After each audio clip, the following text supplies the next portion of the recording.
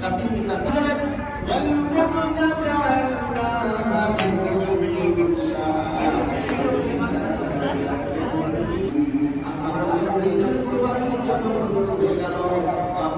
আল্লাহর সন্তুষ্টির কারণে আল্লাহর নির্দেশের কাছে নিজের সন্তানকে কুরবানি দেওয়ার জন্য প্রস্তুত হযরত ইব্রাহিম। এই নাম হলো তাকওয়া।